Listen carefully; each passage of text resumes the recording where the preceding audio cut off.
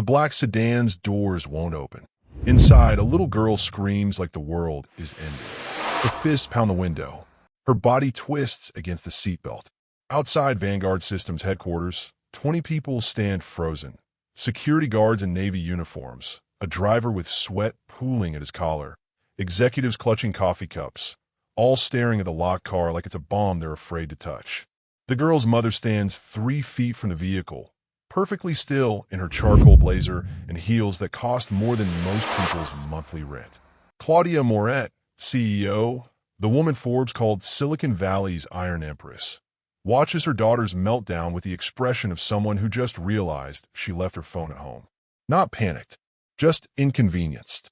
The driver fumbles with his key fob. Nothing. The locks stay frozen. Tessa's screams pitch higher, glass-cutting shrieks that make grown men wince. Her small hands slap the window, so hard the sound echoes off the building's steel facade. Someone do something. A woman in HR whispers, but nobody moves. Claudia's jaw tightens. She steps closer to the car, then stops. Her fingers hover near the door handle. She pulls back, steps forward again. Her hand drops to her side. Across the parking lot, phones appear. People start recording.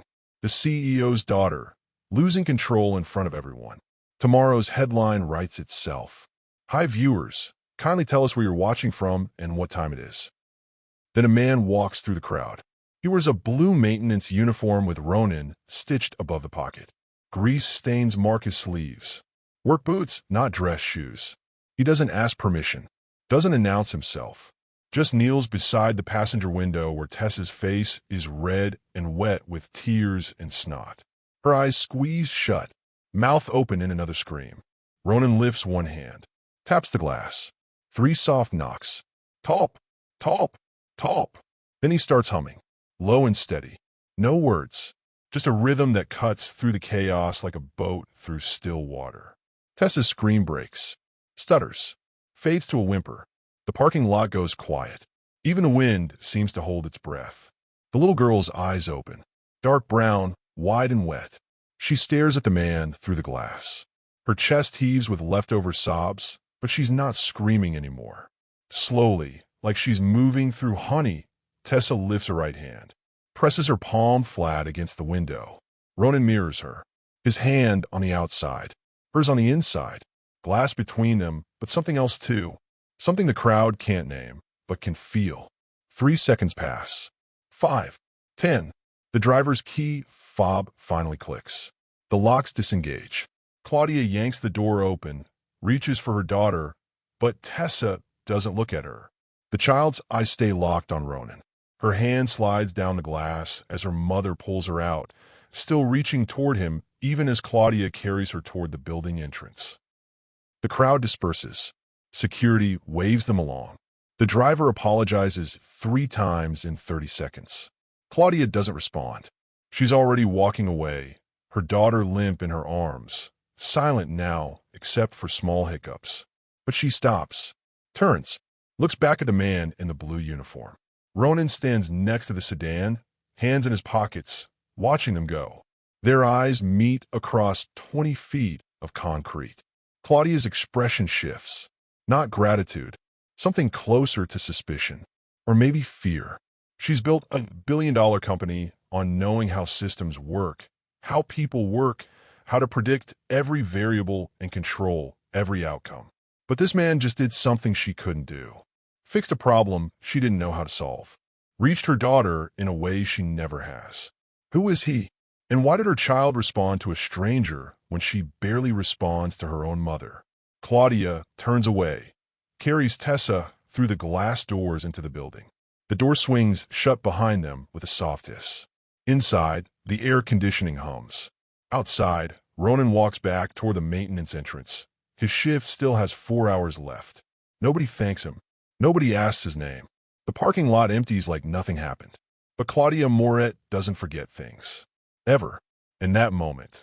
That impossible, inexplicable moment when a janitor calmed her daughter with nothing but a hum and a hand on glass. That moment plants itself in her mind like a seed she doesn't know is already growing roots. Would you have stepped forward when everyone else stood frozen, or would you have stayed back with the crowd? The city lights blink awake as the sun drops behind the bay. 19 floors up, Claudia stands at her office window, phone pressed to her ear, barely listening to the investor on the other end ramble about quarterly projections. Her eyes track the maintenance crew below, orange vests moving across the parking lot. One of them stops, kneels to pick up trash near the entrance. Blue uniform, dark hair, same build. She ends the call mid-sentence. Her assistant knocks twice before entering. Ms. Moret, who handles maintenance scheduling? The assistant blinks. HR, I think. Facilities management.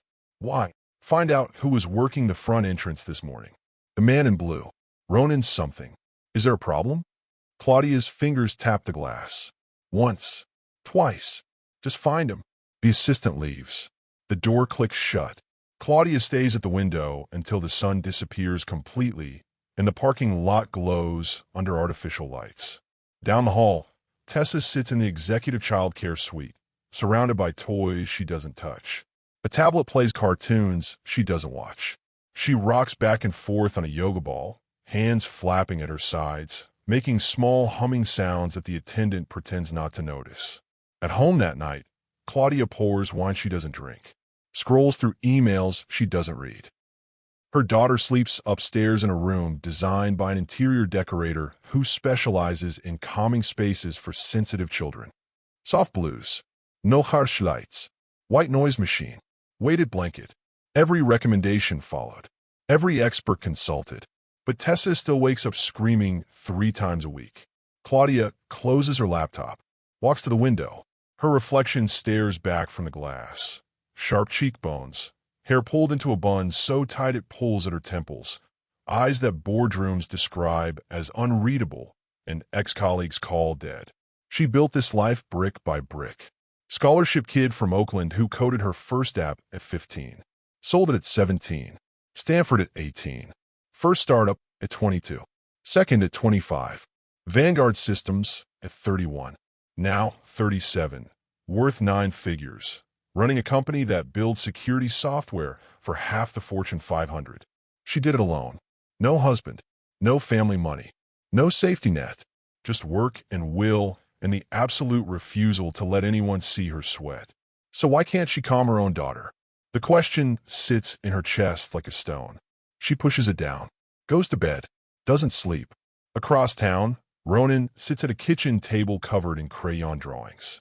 His daughter Noelle, 8 years old with box braids tied with purple beads, shows him her latest creation. A family portrait. 3 stick figures. One labeled Daddy. One labeled me. One labeled Mama with angel wings. That's beautiful, baby, Ronan says, voice soft. Do you think Mama can see us from heaven? Every single day. Noelle nods. Goes back to coloring. Ronan watches her hands move. The way she presses the crayon hard, then light, then hard again, creating patterns only she can see. The way she hums while she works. The way she rocks slightly in her chair. 3 years ago, a doctor called it autism spectrum disorder. Level 1. High functioning, they said, like that was supposed to make it easier. Ronan didn't care about levels or functions. He cared that his daughter got overwhelmed in grocery stores. That certain sounds made her cover her ears and cry. That she needed time to process questions before answering. That the world moved too fast and too loud and too bright for her sometimes. So he learned, read every book, joined every support group, figured out her triggers, her comfort zones, her language. After his wife died, drunk driver, head-on collision, gone before the ambulance arrived. Ronan left his EMT job. Couldn't handle the sirens anymore. Couldn't strap people onto gurneys without seeing her face. So he took the maintenance position at Vanguard. Quiet work, steady hours, home by 6 every night to make dinner and help with homework and be present in the way the world hadn't been present for him when everything collapsed. He doesn't regret it. Not for a second. Noelle finishes her drawing. Hold it up. Can we put this on a fridge? Front and center. She smiles. That gap-toothed grin that makes everything worth it. Later, after bedtime stories and goodnight kisses, Ronan sits on the couch in the dark. His phone buzzes. Text from his supervisor. HR wants to see you tomorrow. 9 Uhr morgens. His stomach drops. He types back, "Everything okay?" No response. He sets the phone down, stares at the ceiling, thinks about the little girl in the car. Her screams, her silence, the way she looked at him like he was the first person who'd ever really seen her. He thinks about her mother too. That cold, measured stare. The way she sized him up like he was a problem to solve or a threat to eliminate. He's worked at Vanguard for 18 months. Keeps his head down. Does his job. Stays invisible. That's how you survive in places like that when you're the help. You don't make waves. Don't get noticed. But now he's been noticed. And in Claudia Moret's world, being noticed by the wrong person can change everything. HR smells like vanilla air freshener and anxiety. Ronan sits in a chair that's trying too hard to be comfortable, waiting. The woman across the desk, name tag says Keisha, employee relations, types something, clicks her mouse twice, then finally looks at him. "Mr. Hale, thank you for coming in. Didn't know I had a choice." She smiles. It doesn't reach her eyes. "You're not in trouble. Actually, the opposite. We're adjusting your schedule. Effective immediately, you'll be working day shifts. 6 a.m. to 2 p.m. Headquarters building. Executive floor maintenance." Ronan's jaw tightens. "I requested nights. My daughter. The pay increase should help with childcare. 20% bump. Plus benefits expansion. 20%. He does the math in his head. That's groceries. That's Noelle's therapy copays. That's the school field trip she's been talking about for 3 months. Who requested this? Keisha's smile gets tighter. Does it matter? Yeah, it does. She closes the folder in front of her. Upper management noticed your quick thinking yesterday. They value employees who handle crisis situations well. Consider this a compliment. Upper management, right? He knows exactly who she means. He takes the schedule change form, signs it, walks out. The executive floor is a different world. Glass walls, silent elevators, coffee that doesn't taste like burnt rubber, people in suits who don't make eye contact with the man pushing the cleaning cart. Ronan learns the rhythm fast. Empty the trash, wipe down the conference tables, restock the bathrooms, stay invisible. But he's not invisible to everyone. He sees Tessa 3 times the first week, always in the same spot, a corner of the executive lounge, sitting on the floor behind a leather couch, playing with the same puzzle. A wooden one with bright colors and animal shapes. She doesn't complete it, just takes the pieces out and puts them back in, over and over. The pattern never changes. Her nanny, a tired-looking woman named Shanice, sits nearby, scrolling her phone, occasionally glancing over to make sure Tessa hasn't wandered off. The second week, Ronan notices more. The way Tessa covers her ears when the elevator chimes. The way she won't walk under the air conditioning vents when they're blowing. The way she only eats foods that are one color, beige. Crackers, toast, plain pasta. He's seen this before, knows this language. Friday afternoon, week 3, Claudia appears. She walks past the lounge, stops, backtracks, stands in the doorway watching her daughter. Tessa doesn't notice, just keeps sorting puzzle pieces. Blue elephant out, blue elephant in, red bird out, red bird in. Does she do that every day? Claudia's voice cuts through the quiet. Shanice looks up, startled. "Mom." The puzzle. Same one, same pattern. She likes routine, ma'am. Claudia's eyes narrow. She steps into the room, kneels next to her daughter. "Tessa, look at mommy." Tessa doesn't look. Tessa, still nothing. Claudia reaches for the puzzle piece in her daughter's hand. Tessa jerks away, makes a sound, high-pitched, distressed. Shanice moves forward. "Maybe we should. She's my daughter. I'll handle it." But she can't. Tessa rocks faster, starts humming loud enough to drown out her mother's voice. Claudia stands, brushes invisible dust off her skirt, walks out without another word. Ronan watches from the hallway, where he's been wiping down the water cooler for the past 5 minutes. When Claudia passes, their eyes meet, just for a second. Then she's gone, heels clicking down the marble floor. That night, Ronan can't sleep. He thinks about Tessa, about Noelle, about all the kids who move through the world like they're speaking a different language and nobody's bothering to learn it. He thinks about the doctor who diagnosed Noelle, the way she sat them down and said, autism like it was a life sentence instead of just a different way of being. The way she handed him pamphlets and referrals and sent them on their way. He thinks about the months after, learning that Noel wasn't broken. The world was just designed wrong. Too loud, too bright, too fast. No space for kids who needed time to think before speaking, who needed to move their hands to process emotion, who saw patterns nobody else noticed. He learned to be her translator, her safe space, her proof that someone understood. And now he sees another little girl drowning in a world that doesn't speak her language, and a mother who's too proud or too scared or too busy to learn. 2 weeks later, he makes the mistake. He's refilling paper towels in the executive bathroom when Claudia walks in, or walks toward it, then sees him and stops. They're alone in the hallway, just the two of them and the hum of the building's ventilation system. "Mr. Hale, Ms. Moret." She crosses her arms. "You've been watching my daughter." His stomach drops. "I work this floor. She's here." "It's not. I'm not accusing you of anything. I'm stating a fact." Ronan sets down the towel dispenser, meets her eyes, then state what you actually want to say. The words hang there. Dangerous. Employees don't talk to Claudia Moret like that. But Ronan's tired. Tired of watching a kid suffer while everyone pretends not to notice. Claudia's expression doesn't change. "You have a daughter. The file says she's 8. "Yes." "Special needs?" The question lands like a punch. "She's autistic, if that's what you're asking. And you think my daughter is too." There it is. Out in the open. No going back now. Ronan chooses his words carefully. "I think Tessa shows some signs. The repetitive behavior, the sensory sensitivity, the way she—" "Stop." Claudia's voice drops 20 degrees. "Be very careful what you say next, Mr. Hale. People love diagnosing other people's children to make themselves feel useful. That's not what I'm doing." "No? Then what are you doing?" "Seeing a kid who needs help, and a mother who's too proud to ask for it." The silence that follows could cut glass. Claudia stares at him like she's deciding whether to fire him or have security escort him out, or both. Her jaw works.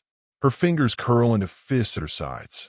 When she finally speaks, her voice is quiet. Deadly. "You don't know anything about me, or my daughter, or what we need. Stay in your lane, Mr. Hale. Clean the floors. Empty the trash. Keep your opinions to yourself." She walks away, leaves him standing there with a paper towel dispenser in his hands, and the certainty that he just made a very powerful enemy. But here's the thing about truth. It doesn't disappear just because people refuse to say it out loud. Ronan doesn't get fired. That's the first surprise. The second surprise is that his schedule doesn't change. He still works the executive floor, still sees Tessa 3 times a week sitting behind that couch with her puzzle, still catches Claudia watching him from across the room like he's a problem she hasn't figured out how to solve yet. 3 days after their hallway confrontation, he finds a note taped to his maintenance card. Plain white paper. 2 words in neat handwriting. "Thank you." No signature, but he knows who wrote it. He crumples the note, throws it away, doesn't think about it again until he's lying in bed that night, staring at the ceiling. The thing is, he gets it. Gets why Claudia's defensive. Why she can't admit what she sees. Because admitting it means admitting she missed something. That she's been raising a child for 6 years and somehow didn't notice. That all her money and power and intelligence couldn't protect her kid from being different. And different, in Claudia's world, means weak. Means vulnerable. Means failure. He's seen it before. Parents who refuse the diagnosis because accepting it feels like giving up. Like betraying their kid. Like admitting they weren't enough. But refusing to name something doesn't make it go away. It just makes the kid suffer in silence. His wife used to say he had a savior complex. That he wanted to fix everyone. After she died, Ronan realized she was half right. He didn't want to fix people. He wanted to see them. Really see them. The parts they hid. The pain they carried. The things they were too scared to say out loud. Maybe that's why he became an EMT.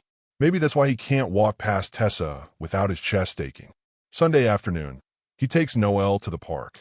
She swings for 45 minutes straight. Back and forth, same rhythm, same height, finding peace in the repetition. Other parents watch nervously, wonder why she's not playing with other kids, why she's so focused on one thing. Ronan doesn't explain. Doesn't owe them explanations. A woman sits down on the bench next to him. Older. Gray hair. Kind eyes. Your daughter's beautiful. Thank you. How old? 8. Mine's 9. The one on the slide. She points to a boy in a blue shirt, climbing up, sliding down, climbing up again. Autism. Diagnosed at 4. Ronan nods. Noelle was 5. They sit in comfortable silence. Watch their kids find joy in ways the world doesn't understand. It gets easier, the woman says eventually. Not the autism. That stays. But the grief. The anger. The feeling like you've failed them somehow. That goes away. Does it? She smiles. Sad and real. You learn to stop fighting what is. Start fighting for what they need instead. She leaves 20 minutes later.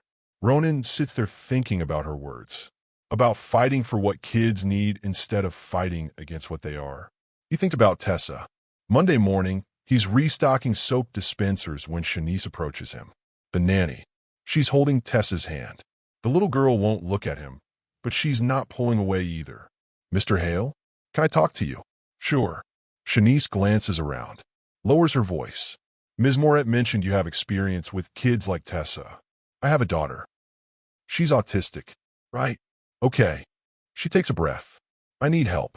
Tessa's been having more meltdowns. 3 this week. And I don't know what I'm doing wrong. You're not doing anything wrong. Then why? Because nobody's giving her what she needs. Routine. Predictability. Space to regulate. Understanding. Shanice's eyes water. I've been with this family for 2 years. I love this little girl.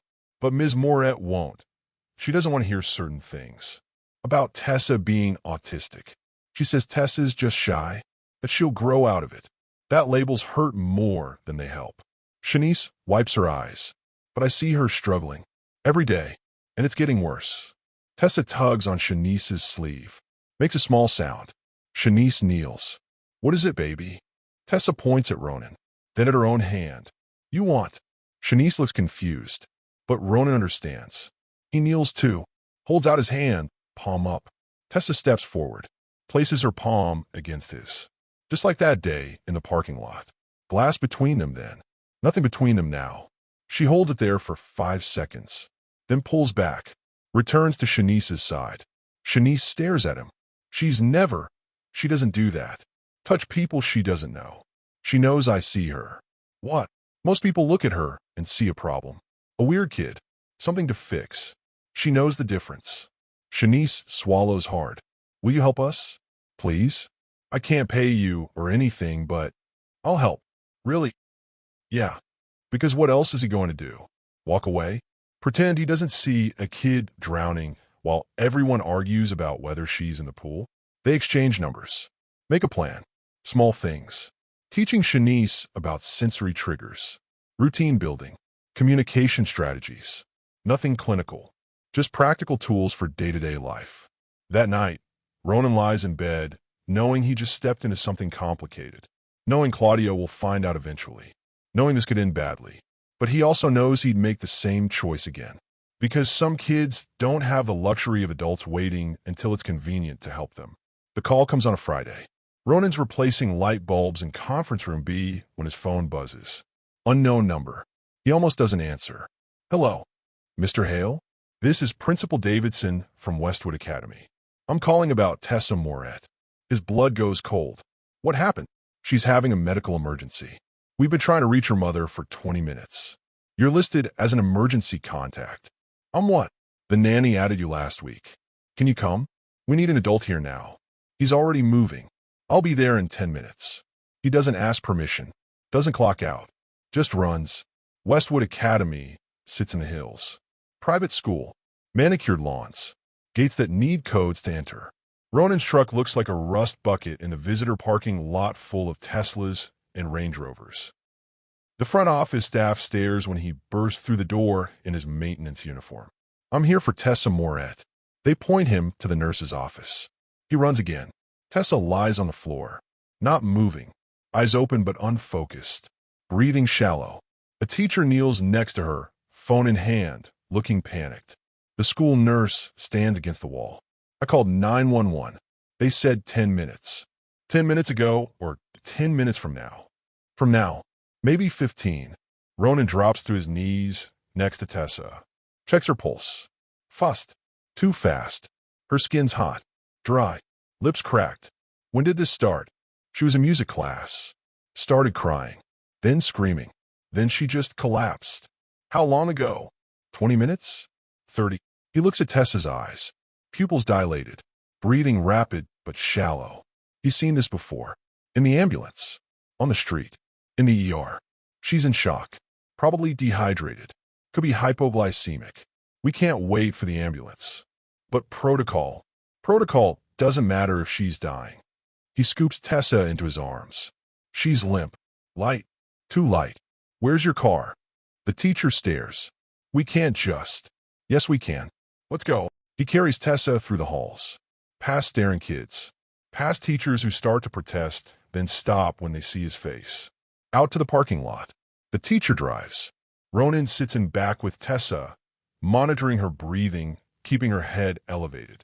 Which hospital? Stanford Children's. Go. They make it in 7 minutes. The teacher runs every red light.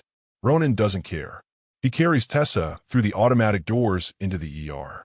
And that's when everything goes wrong.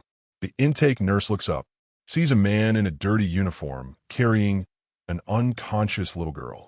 Her eyes widen. She reaches for her radio. I need a doctor. Now. Ronan's voice is steady. Calm. EMT training kicking in. 6-year-old female. Altered consciousness. Possible hypoglycemia or dehydration following sensory overload. Sir, I need you to get a doctor before this kid dies. Security appears. 2 guards. They don't draw weapons, but their hands hover near their belts. Sir, put the child down. She needs a doctor. Put her down. Now. The intake nurse speaks into her radio.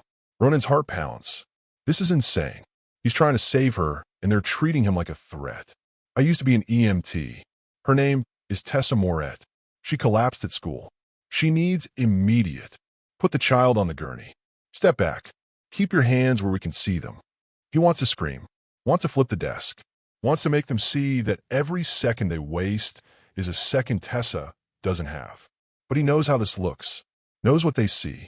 Knows that fighting will only make it worse. So he lays Tessa on the gurney. Steps back.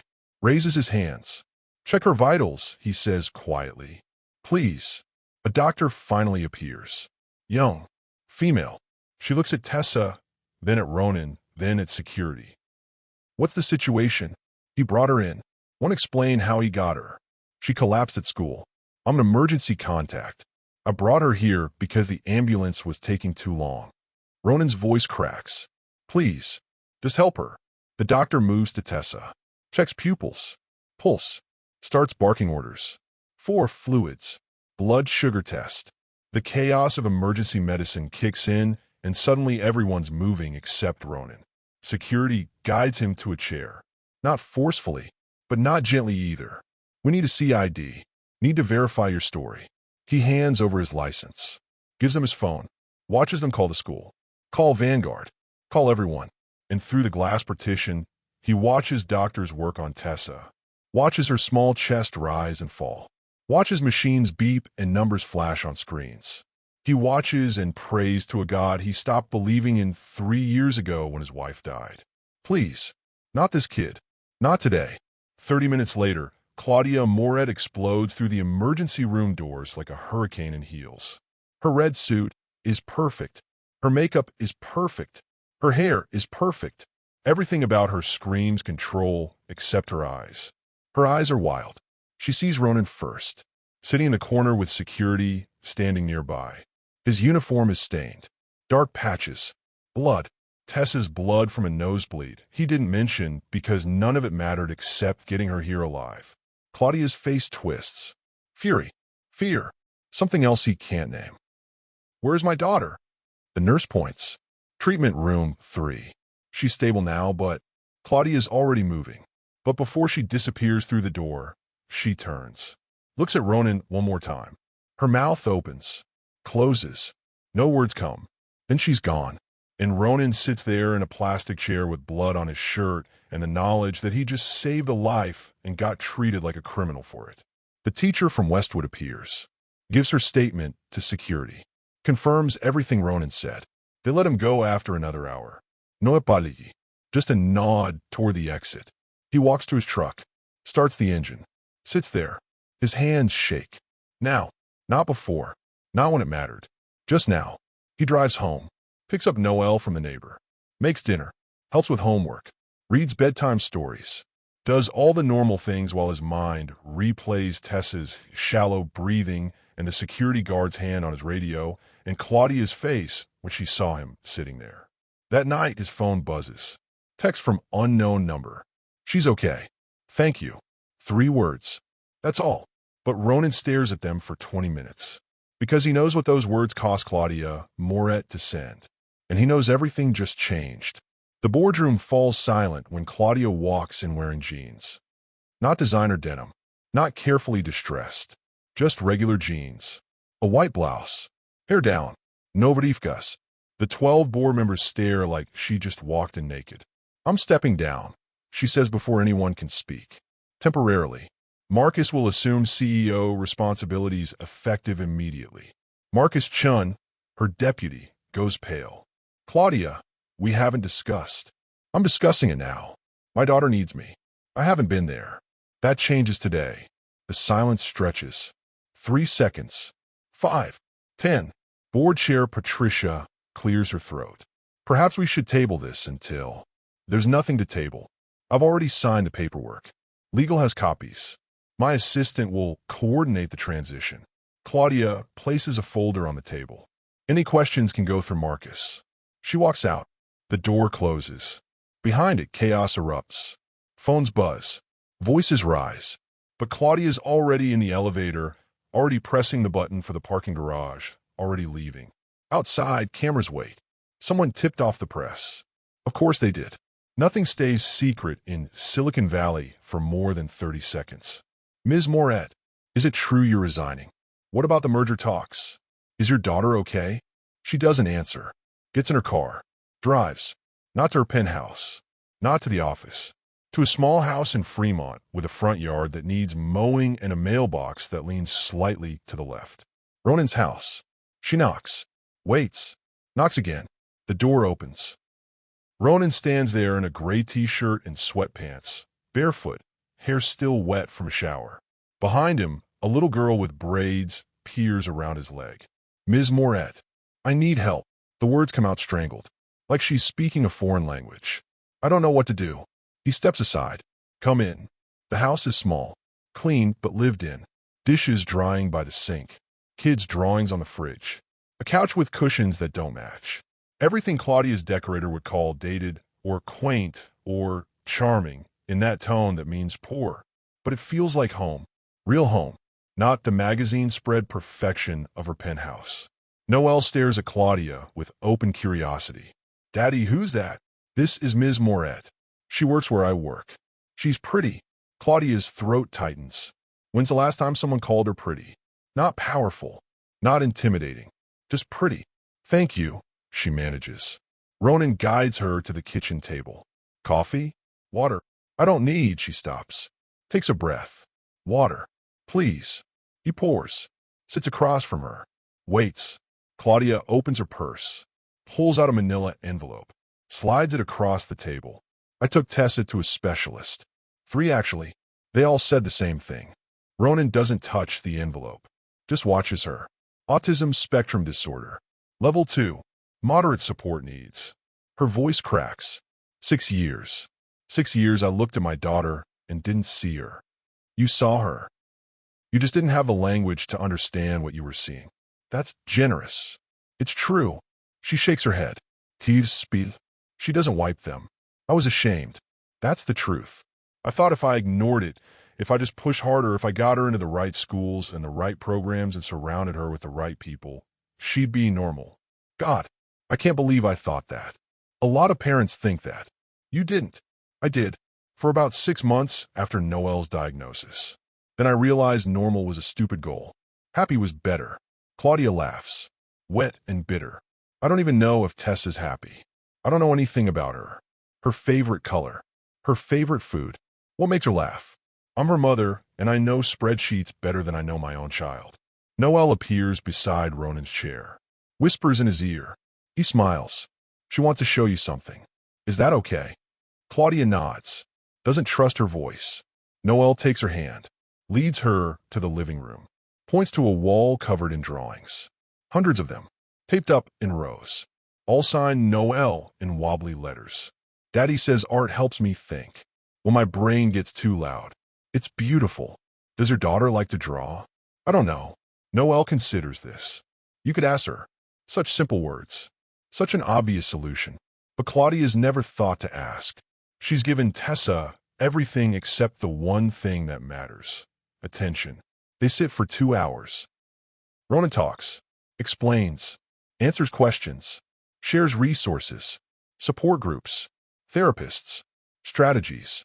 Never once makes Claudia feel stupid. Never judges. Just helps. Why are you doing this? She asks finally. Doing what? Helping me. I was awful to you. Called you out of your lane. Treated you like the help. She flinches. Yes. He shrugs. Because Tessa needs someone who understands. And you're trying. That's more than a lot of parents do. I fired you once. Did you know that? After the hospital, I told HR to terminate you. They talked me out of it. I know. And you still sent that text. Still said she was okay. She's a kid. Wasn't her fault her mom was scared. The word lands like a punch. Scared. Not proud. Not cold. Not ambitious. Scared. He's right. Claudia leaves an hour later with a list of names and numbers and a copy of a book called The Reason I Jump that Ronan says changed how he understood his daughter. She clutches it like a life raft. At home, she finds Tessa in her room, sitting on the floor, arranging blocks by color. Red pile, blue pile, yellow pile, over and over. Claudia sits down beside her, doesn't speak, just sits, watches.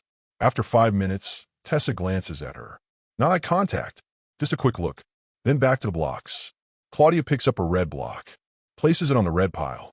Tessa doesn't pull away, doesn't stop her.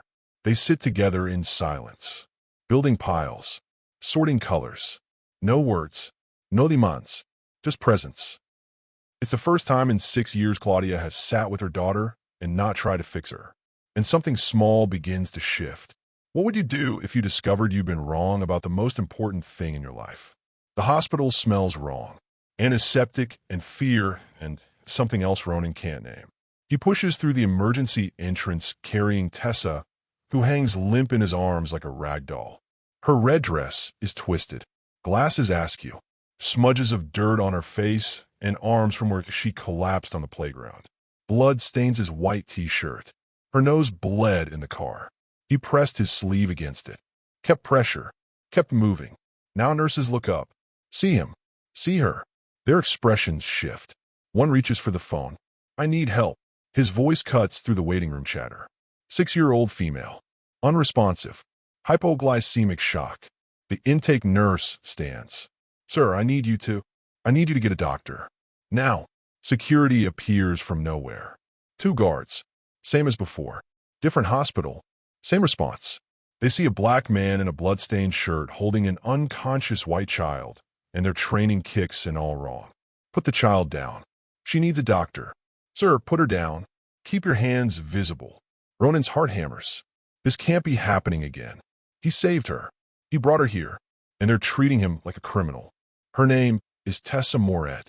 She's the daughter of Claudia Moret, CEO of Vanguard Systems. Call her. Call anyone. But help this kid first. We need to verify. She doesn't have time for you to verify. The shouting draws more attention. Patients stare. Staff whispers. Someone's recording on their phone. This is going to be all over social media in an hour. Man arrested trying to save child. Headline writes itself. But Ronan doesn't care about headlines. He cares about the little girl in his arms whose breathing is getting shallower with every second they waste. A doctor pushes through the crowd. Older, gray hair, sharp eyes that take in the scene and understand immediately. What happened? School called me. Emergency contact. She collapsed. 30 minutes ago. Maybe longer. She's burning up, breathing shallow. Pulse is rapid. The doctor looks at the guards. Get a gurney. Now. But protocol. I don't care about protocol. Move. They move. A gurney appears. Ronan lays Tessa down gently. Steps back. Raises his hands even though nobody asked him to. The doctor works fast. Checks vitals. Pupils. Starts barking orders. Give me in 4. Normal saline. Check her glucose. Someone page pediatrics. Nurses swarm. The gurney rolls. Tessa disappears through double doors. Ronan stands there. Blood on his shirt. Hands shaking. Security still watching him like he might bolt. ID, one guard says. Not a request. He hands it over. They walk him to a plastic chair. Make him sit. Make him wait. Someone calls the school. Calls Vanguard. Verifies his story piece by piece while Tessa fights for stability somewhere behind those doors. 20 minutes crawl by. 30. 40. Then the emergency room doors explode open. Claudia Moret storms in like a natural disaster given human form. Red pantsuit. Black briefcase. Heels that click against linoleum like gunshots. Her face is a mask of fury and terror, and something rawer than Ronan's ever seen on her. She scans the waiting room. Sees him. Sees the blood on his shirt. Her expression twists. Where is she? Her voice could strip paint. The nurse points. Treatment room 3. She's stable, but Claudia's already moving. But she stops. Turns. Looks at Ronan sitting there between 2 security guards like a criminal. Did you hurt my daughter? The question stabs. No. Then why are you covered in blood? Because I saved her life. The words hang there. Sharp. True. Undeniable. Claudia's mouth opens. Closes. Something in her face cracks. Not much. Just a hairline fracture. But it's there. She turns to the guards. Let him go. Ma'am, we need to. I said let him go. He's with me. He saved my daughter's life. If you have questions, ask me. I'll be in that room with my child. She walks away. Heels clicking. Shoulders straight. Everything about her screaming control, except the way her hand shakes when she reaches for the door handle. The guards look at each other. Release Ronan without apology. Just a nod toward the exit, like they're doing him a favor. He should leave. Should go home. Should shower and change and forget this ever happened. But he stays. Sits in that plastic chair with blood drying on his shirt and watches the minutes tick by on the wall clock. 40 minutes later, Claudia emerges. She looks smaller somehow. Tired.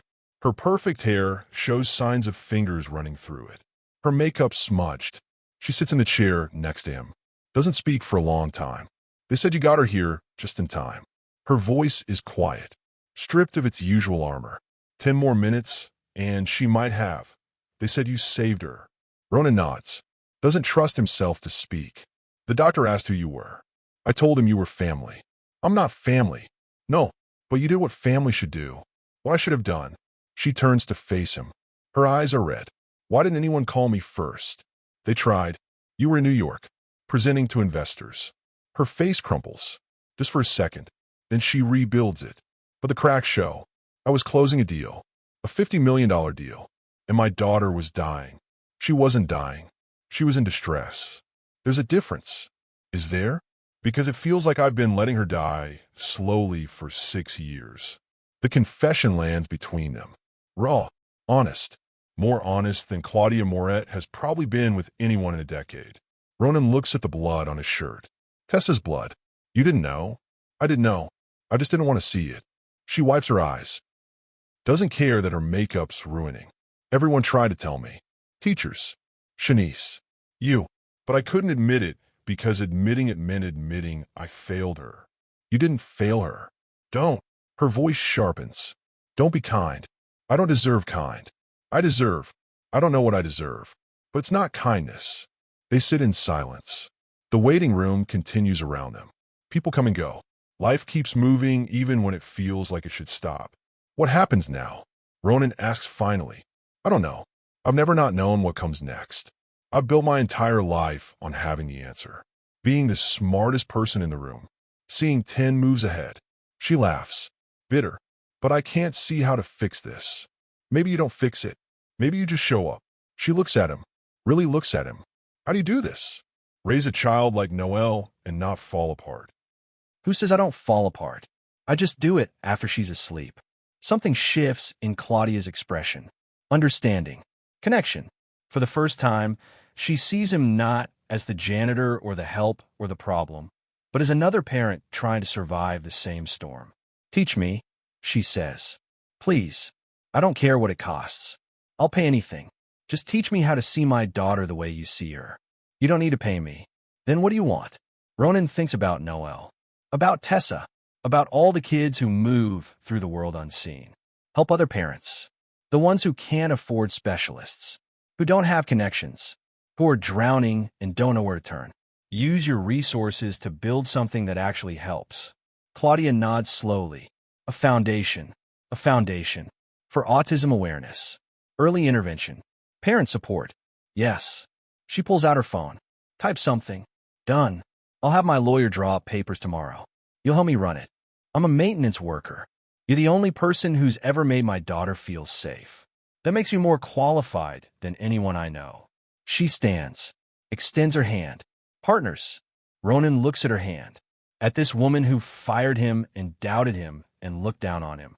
This woman who's now asking him to help her rebuild her life from the ground up. He takes her hand. Partners. Behind them, the treatment room door opens. A nurse appears. Ms. Moret, your daughter's asking for someone. She keeps saying a name. Ronan. Claudia looks at him. Something like gratitude or relief or maybe just exhaustion crosses her face. Go ahead. He walks into the treatment room. Tessa lies in the hospital bed, for in her arm, monitors beeping softly. She looks so small against the white sheets, so fragile. But when she sees him, her eyes brighten. She lifts her hand, presses it against the air. He crosses to her, presses his palm against hers. Hey, brave girl. She doesn't speak, just holds her hand there. But her breathing evens. Her body relaxes. The monitor's steady. Behind him, Claudia stands in the doorway watching. Tears stream down her face. She doesn't wipe them away. For the first time in 6 years, she sees her daughter. Really sees her. And it breaks her heart. But breaking is the first step to healing. If you've ever felt like you've failed someone you love, drop a comment. Sometimes sharing our story helps someone else find theirs. The press conference happens 3 days later. Claudia stands at a podium in front of 50 journalists, photographers, and cameras. No prepared speech. No talking points. Just her, a microphone, and the truth. I'm founding the Tessa Foundation for Autism Awareness and Early Intervention. Her voice is steady, strong, named after my daughter, who I spent 6 years failing to understand. The room goes silent. This isn't the usual corporate announcement. This is confession. I believe strength meant never admitting weakness. Success meant never showing vulnerability. Being a good mother meant raising a perfect child. She pauses. I was wrong about all of it. Cameras flash. Reporters scribble. Someone coughs. My daughter is autistic. For years, I ignored the signs. Made excuses. Told myself she'd grow out of it. I was more concerned with protecting my image than protecting her. Claudia's voice cracks, but she doesn't stop. That changed when a maintenance worker at my company did what I couldn't do. He saw her, really saw her, and he saved her life. She gestures to the side of the stage. Ronan stands there in a suit that doesn't quite fit, looking like he'd rather be anywhere else. Ronan Hale will serve as the Foundation's Director of Family Support. He'll help us build programs for parents who need guidance, for kids who need understanding, for families who need hope. The questions start immediately. Why didn't you notice sooner? Will this affect Vanguard? Is there a relationship between you and Mr. Hale? Claudia holds up her hand. One more thing. Tessa wants to say something. The room shifts. Whispers. A 6-year-old at a press conference? But Tessa walks out, slowly, holding Shanice's hand. She wears a blue dress. Her glasses. Her hair in 2 neat braids. She looks at the crowd and freezes. Too many people. Too many lights. Too many sounds. Claudia kneels beside her. You don't have to, baby. We can go. But Tessa shakes her head. She looks past the cameras. Finds Ronan. He smiles. Give her a thumbs up. She takes a breath. Speaks so softly the microphone barely catches it. Thank you, Daddy Ronan. The room explodes. Cameras flash like lightning. Reporters shout questions. But Claudia scoops Tessa up, carries her off stage, away from the noise, into the quiet room where it's just the three of them, Claudia, Tessa, and Ronan. Tessa reaches for Ronan. He takes her. She buries her face in his shoulder. She called you daddy, Claudia says. Not angry, just observing. Is that okay? I don't know. Is it okay? You have Noel. You don't need another kid. It's not about need. Tessa feels safe with me. That's enough. Claudia watches them. Her daughter, clinging to a man she barely knew 3 months ago. Trusting him in ways she's never trusted her own mother. It should hurt. It does hurt. But maybe that's the point. Maybe love isn't about possession. It's about giving kids what they need, even when it's not what we want to give. I'm moving to part-time at Vanguard, Claudia says. 20 hours a week. The rest I'll spend with Tessa. Learning her language. Being present. That's good. I'm terrified I'm too late. You're not. Ronan meets her eyes. It's never too late to show up. 3 months pass. The foundation opens in a converted warehouse in Oakland. Bright colors. Sensory-friendly spaces. Quiet rooms for overwhelmed kids. Support groups for exhausted parents. Everything Ronan and Claudia and a team of specialists built from scratch. The grand opening draws 200 families. Parents who are desperate, confused, scared. Kids who rock and stim and avoid eye contact and need the world to slow down. Claudia stands in the middle of it all watching Ronan kneel beside a little boy who won't stop spinning. Ronan doesn't try to stop him, just spins with him, makes the kid laugh. Noel and Tessa play in the corner. Not together exactly, parallel, but every few minutes they glance at each other. Share a smile. That's progress. Shanice approaches Claudia with a tablet. You have interview requests. 6 different shows. They all want the story. Tell them I'll do one. The local news. No national coverage. This isn't about me. You sure? This kind of exposure could. I'm sure. Shanice nods. Walks away.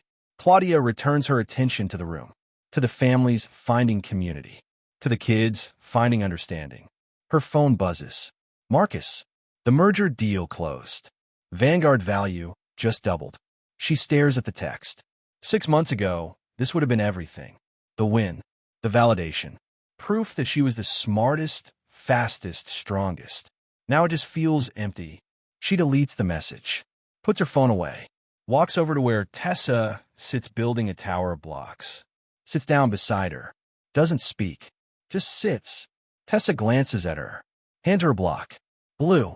Claudia places it on the tower. Tessa nods. Hands her another. Red. They build in silence. Mother and daughter. Not perfect. Not fixed. Just present.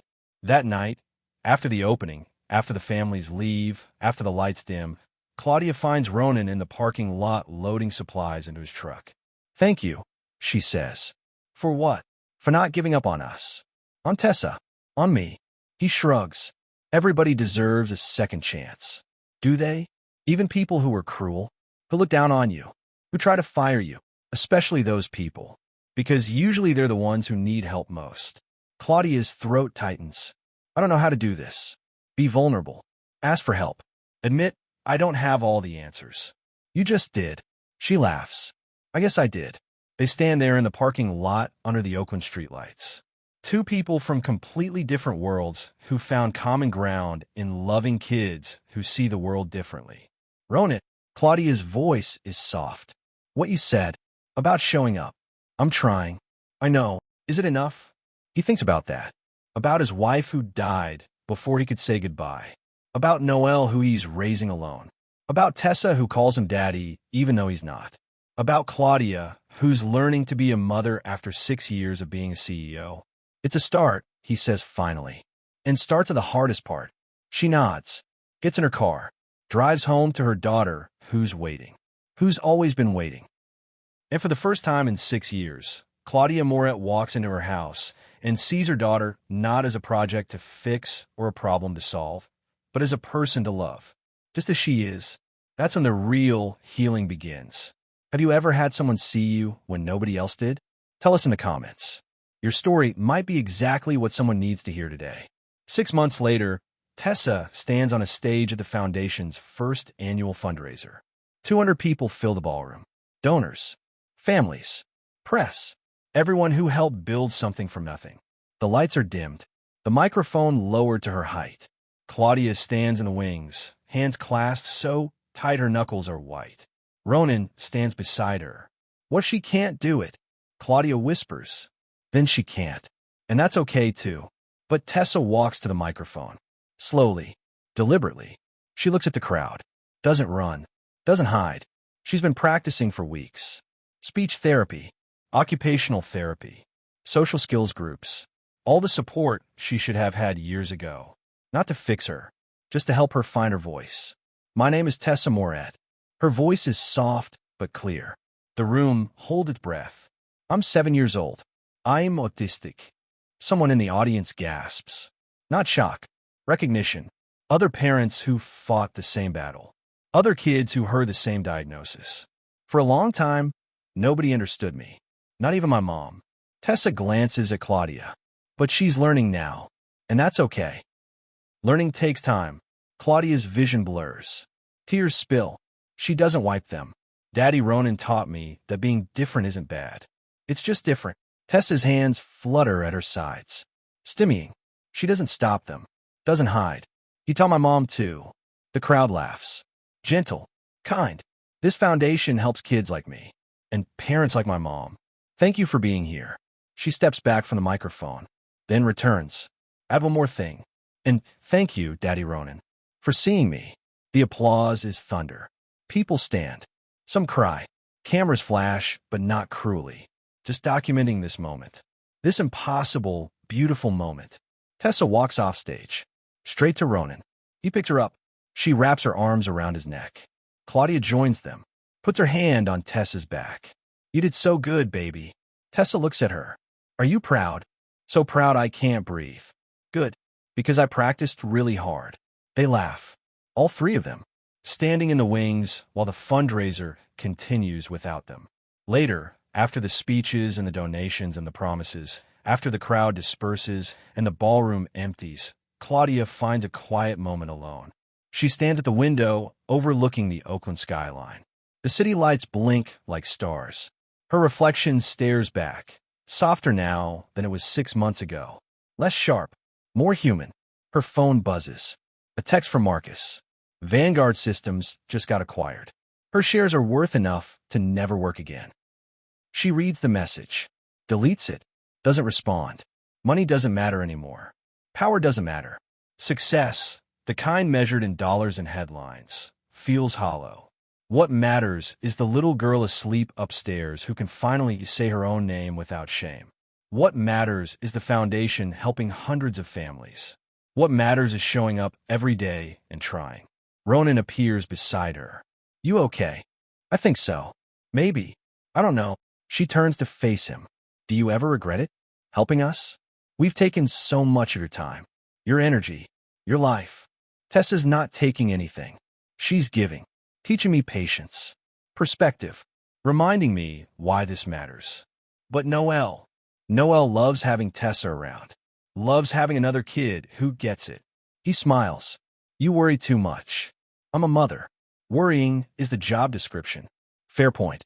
They stand together in comfortable silence. Two people who started as adversaries and became something else. Not romance. Something deeper than that. Partnership. Understanding. Mutual respect built on shared purpose. Claudia. Ronan's voice is quiet. You're a good mom. She closes her eyes. Lets the words sink in.